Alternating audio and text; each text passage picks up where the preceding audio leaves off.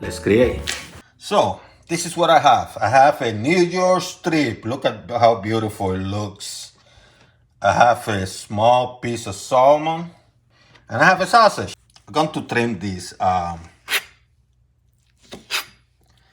piece of fat, and I'm not going to throw it away because I'm going to use it for beans and things like that. When I do my stew beans, I'm going to use this, and it adds that flavor.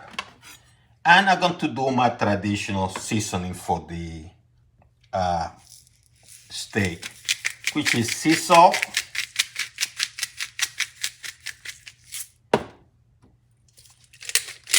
and ground black pepper.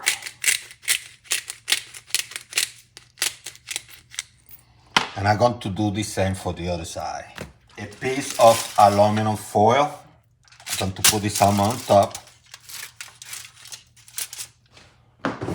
Wash my hands a little bit. I'm going to do some sea salt.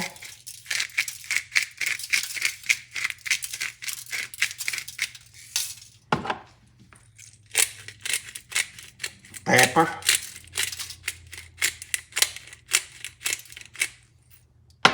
Do the same on the other side. What I'm going to do now, I'm going to squeeze a little bit of lemon juice. Not a lot, just a little bit. Around the aluminum foil. And this one, I'm going to cover.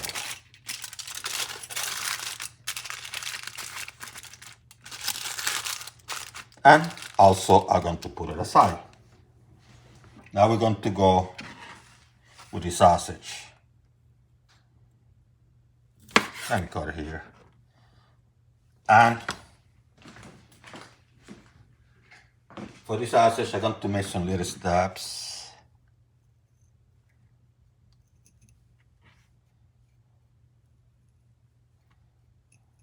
Just a little bit.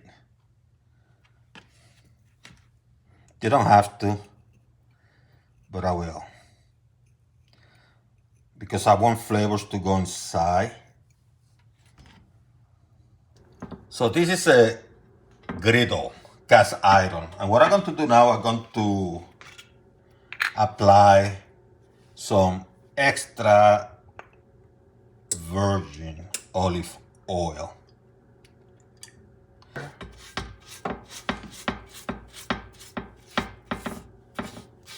And I'm going to brush it around.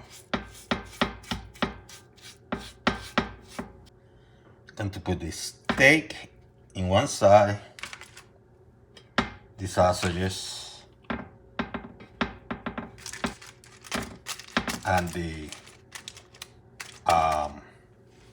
salmon. I'm going to pat a little bit of that oil on the steak, on the top of the steak. I'm just going to pat it out. Here too. You notice I didn't put any seasoning in the sausage because you already, it's going to taste good regardless. But it's up to you if you want to put some pepper, like ground pepper, but you really don't have to. So I have the oven at 350 degrees Fahrenheit. And I'm going to put the stuff in there. I also going to roast a couple garlics. And the trick about this is you want to take some of the peel out without destroying the garlics.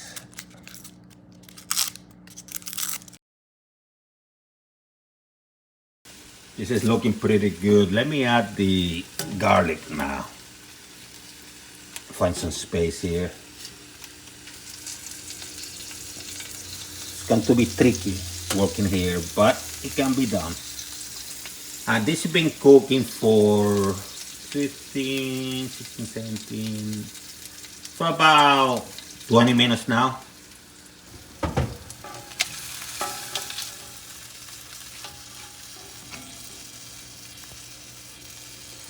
It's not quite super ready, but I'm going to turn it around. I'm going to flip it.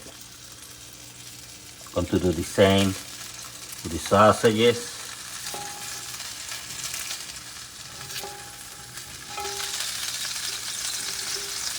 I'm going to look. Woohoo! Look at this baby.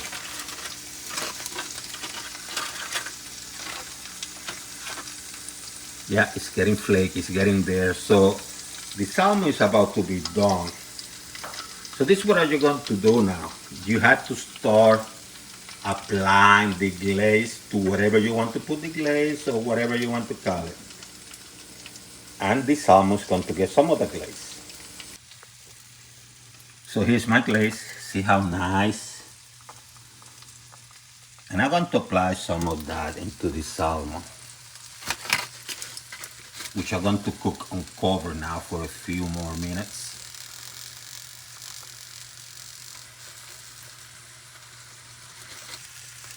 I'm going to put some into, not a lot, but a little bit into the garlic as it roasts. And I'm going to apply into the sausages. That's what I cut, those little things here.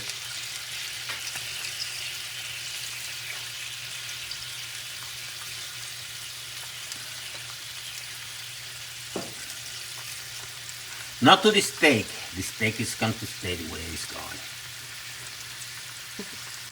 So from the moment I put this salmon in the oven, until now it's been 30 minutes, so it should be done. Yeah, I can see how it's flaky.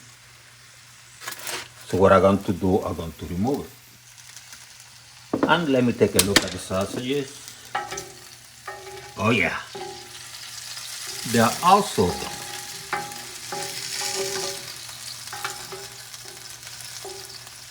Yeah, they're done. So for the steak, what I'm going to do, I'm going to apply another heating process. I'm going to take the heat from the bottom and now I'm going to switch it from the top. So start heating from the top, and you do that by putting the oven in broil. So what I'm doing here, I'm going to use some of the steak juices, the sausage juices,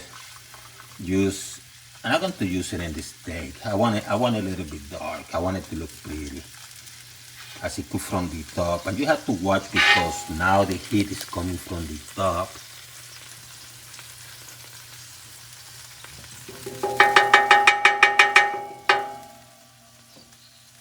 I'm going to close this. Let's see how long it takes. So it's been 5 minutes. This looks juicy. You know what I'm going to do now? I'm going to flip it. I'm going to flip this steak, this New Year's steak.